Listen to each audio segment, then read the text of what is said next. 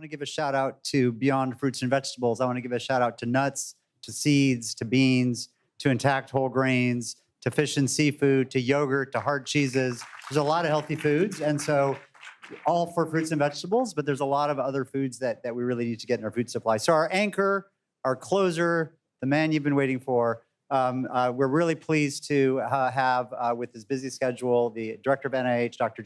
Bhattacharya, to talk about how NIH is thinking about this incredible challenge of food, nutrition, ultra-processed foods. Thank you so much. Yeah.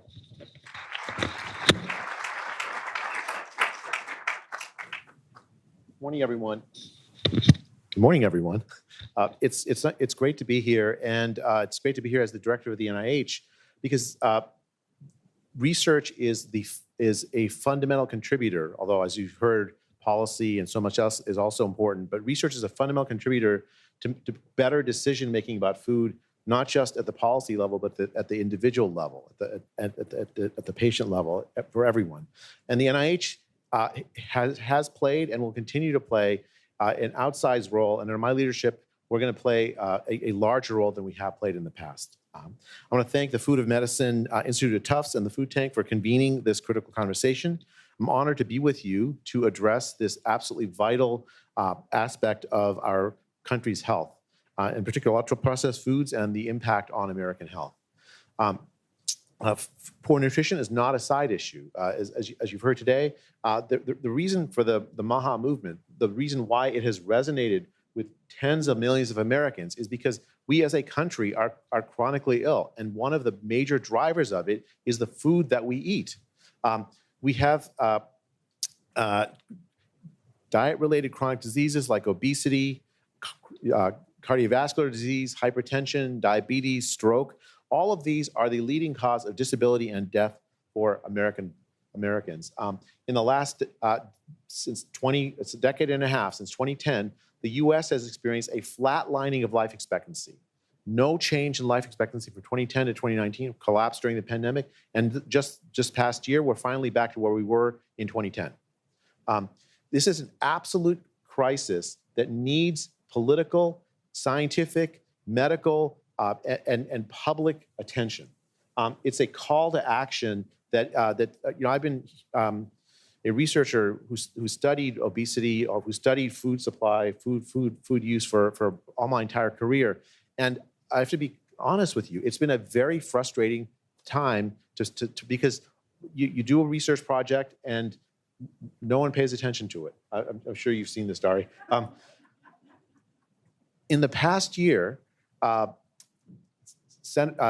Huckabee of Arkansas cited a paper of mine, which I'd completely forgotten I'd written, in justifying restrictions on SNAP use for sugar-sweetened beverages.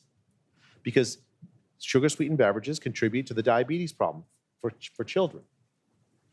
What you have is a tremendous moment of hope, and I'm telling you, someone who's been in the space for a very long time, a tremendous moment of hope where we can actually make a difference. The research that so many folks have done can be put into action for the first time in my adult lifetime.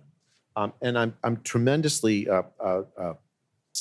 touched. You can probably hear in my voice that this moment is possible. And I frankly, I almost can't believe it. The UPF connection. So the ultra-processed food, by some measures, comprise roughly 60% of American calories.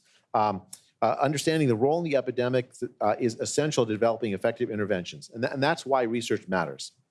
We need evidence that is rigorous in scientific foundation, bold in potential impact, and practical enough to transform health in the real world. And this is precisely what the NIH is for. That is literally our mission, is to do research that improves the health and longevity of all peoples. And if you think about where nutrition science is, I'll just tell you my personal connection with nutrition science from when I was 8 years old. The advice came out that eggs were terrible. Anyone remember? Most of you in the room are not old enough to remember this, but you remember this? My family stopped eating eggs. I didn't see an egg for another 10, 15 years. It was just they never entered my household. Then apparently egg whites were healthy, but egg yolks were not. So we threw away so many egg yolks. I'm sure you all have had similar experiences as you were following the science. And now eggs are a superfood. The root problem is not that science sometimes has the wrong answer. I mean, that's typical in science. The root problem is that we have to do more rigorous science, especially for something as fundamental as food. And we have to put the best scientific minds on it.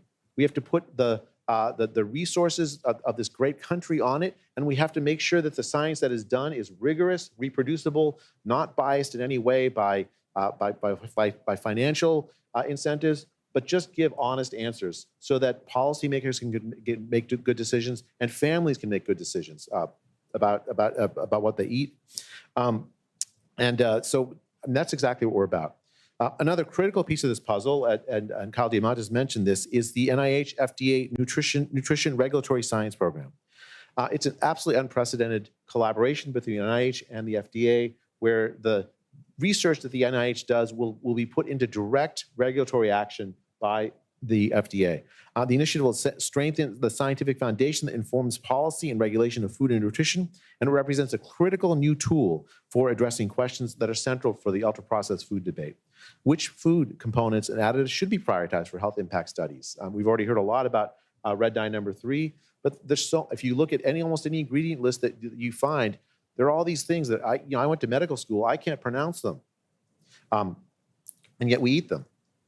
Just because I can't pronounce them doesn't mean they're bad. Let's do research to find out. How do processing methods for formulation change health outcomes? What's the evidence base for regulatory decisions around ultra-processed food? So much of food is regulated with this generally recognized as safe, but what is the scientific basis for that recognition of the food as safe? And how it'll work? The FDA will bring expertise in regulatory sciences to the table. The NIH will provide infrastructure to fund, review, and manage research, and together we'll support studies that directly inform food policy and regulation. The findings of the program will directly inform how we design food as medicine approaches, ensuring that the foods provided are not only nourishing, but grounded in the best available evidence. It's another way that we're conducting research to policy and then policy to practice. So this is the moment for food as medicine. The science has matured. At the NIH, we've already made many investments. We're going to continue to make those investments. Since 2021, the direct investments in food and medicine as a program grew from $5 billion in 2021 to almost $9.5 billion last year. And in addition to that, there are 47 investigator-initiated projects. So you can see that the scientific community is hungry, if you will, to coin a word, for research on this topic. And we've invested $25 million across 10 NIH institutes on this. It's not just a single institute, but every single part of the NIH is interested in this because food impacts every aspect of human health. We need to understand what foods provide, that's food and medicine, and what to avoid and reformulate, ultra-processed foods, to create a comprehensive nutrition strategy. And we need mechanisms. How do processing methods, additives, formulations affect metabolic health? What components drive adverse outcomes? Are certain populations more vulnerable? And we need policy evidence, right? I heard earlier a call for research on these policy interventions on ultra-processed food. I would love to fund that study. And when investigators come to us, we're going to prioritize these kinds of experiments now that are happening to assess, because we can't just have one answer. We have to assess what we've done and see what worked and what didn't work, and then make changes on the basis of that. Addressing ultra-processed food isn't about returning to the past. It's about using the best science to shape a healthier future. And the NIH is absolutely committed to evidence that scales, informs lasting change, and improves lives. Thank you for your leadership on this critical issue. Again, ultra-processed foods is one of the most significant and modifiable drivers of America's chronic disease epidemic. And I'm delighted to report that the NIH will play a key role in addressing the science of this so that we actually really can make America healthy again. Thank you so much.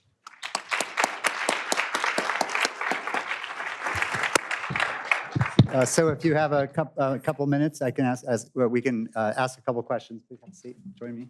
So thank you, Dr. Bhattacharya. Again, those of us in the field who've seen this for so long, it's so refreshing to hear the director of NIH really understand the problem and want to start to address it. You mentioned there's 27 centers and institutes, all of which do important nutrition research and should continue to do so. And yet, a 2021 Government Accountability Office report identified that that work tends to be fragmented. On the flip side, both the House and Senate appropriations bills that have passed have called out food as medicine at least a dozen times each and highlighted your office and the Office of Nutrition Research as ways to organize that. And so how do you see your ability as the director of NIH, the Office of the Director, to really help catalyze kind of a national food shot in nutrition science? It's a great question, Dari. And I'll just say I came into the NIH about 9 months ago. Actually, what I saw was not what GAO report said in 2021. What I saw was a real desire to catalyze research on food as medicine and on nutrition more generally across the NIH. I sit in this is this geeky sort of organization of NIH that only 2 people on earth really need to know about. But but there's the Office of the Director, and then there's these 27 institutes, many of which are like science-focused institutes on different parts of human health, national heart, lung, and blood, diabetes, and so on. Right. The goal, what I saw was that the Office of Nutrition Research is doing an amazing job at making sure that everyone understands what everyone else is doing internally. I mean, that's its primary role, and then to bring opportunities to the different institutes for when scientific opportunities come up across institutes. I'm not saying we're doing it perfectly. I know we can do it better. We always can. But the key thing to me is the cooperation, the scientific cooperation across the institutes. And what I've seen in the 9 months I've been there is actually is really quite positive. In many ways, I've been as a professor at Stanford for many years before. It's harder to cooperate with other professors at Stanford than it is for NIH researchers to cooperate with each other, and also to engage with the external research community. That's a major goal of mine, to make that happen. And if those in the room who do research, let me know where we're doing well and where we're failing at that. And my aim is to make that work. That's terrific. Thank you. I think that's incredibly important. While we're thinking about ways to reduce ultra-processed foods and understand the science, there's also the science of using healthcare dollars to support healthy eating through food as medicine, through produce prescriptions, medically tailored meals, and other things. The NIH has had an approved concept to create these centers of excellence in food as medicine, which would be similar to the cancer centers of excellence that are really the top cancer centers around the country. I think every state or almost every state has one now. So that hasn't yet been funded by Congress. And the House bill actually has called for funding for this. The Senate bill is quiet on this. I'm hoping this will get resolved. What do you think about the role of NIH to work with healthcare and start to address some of these questions of how doctors can prescribe healthy food for the right patients, for the right conditions? I think that's tremendously exciting, Dari. I think the idea that you can use diet to address dire health needs is not actually it's actually not that controversial, right? So if you're a type 2 diabetic, you're going to get a prescribed diet, right? That is a normal part of medicine. And if you think about health more broadly, well, why just type 2 diabetes? Like the sort of like the focused, personalized interventions, maybe by nutritionists. I hope also in cooperation with medicine folks and doctors.